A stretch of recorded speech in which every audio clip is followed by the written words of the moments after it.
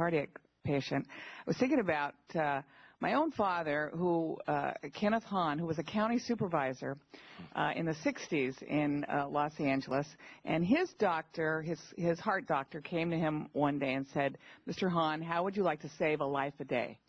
And, my father's like, "Great, as long as they're registered voters." No, my father said, "Yeah, how does it work?" And he said, what we've discovered with a heart attack patient is this golden hour, right? If we can get to them in the first hour, we have a chance of saving their lives. So his idea was to train firefighters to be allowed to inject the drugs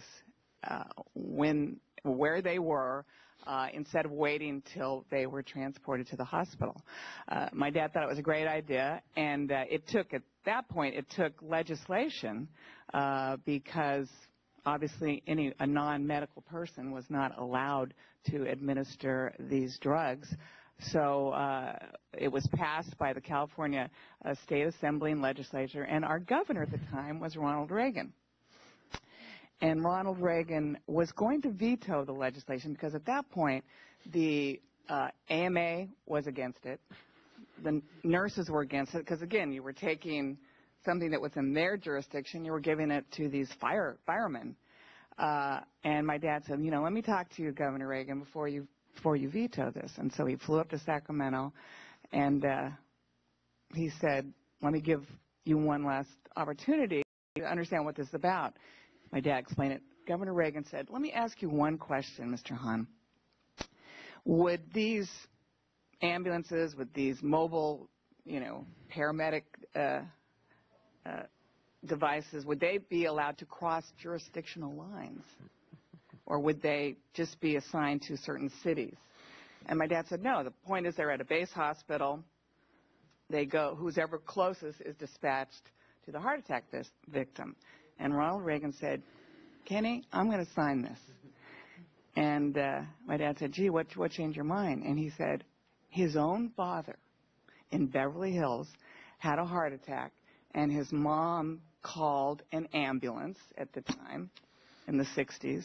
The ambulance came from Los Angeles, and it stopped at the Beverly Hills property line and turned around and went back without relaying the information to anyone else, and his own father died in Beverly Hills. And so sitting here today, this is a great political satisfaction for someone like me who's new around here to think, gee, 45 years later on something that my dad actually championed, it was the paramedic program. And here we are 45 years later, and I think of course that was government.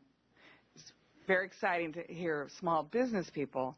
What I think we are on the verge of something as dramatic and life-changing, life-saving as what my dad championed in the late 60s, which became our paramedic program. And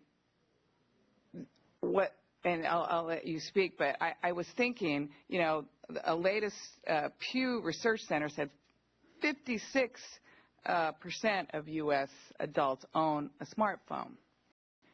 But that still leaves a lot of people in this country, about 45 million people, who won't be able to access your applications because they don't have a smartphone. And I know my district that I represent in Los Angeles is a poor minority district, and a lot of those folks can't afford a smartphone. How do we embrace this, help you to succeed, try to support you and how do we not leave behind 45 million Americans who, by the way, probably are the ones that have the medical conditions probably that would exactly need this kind of help with their health care in general, which would save money and be more efficient. How do we not leave them behind?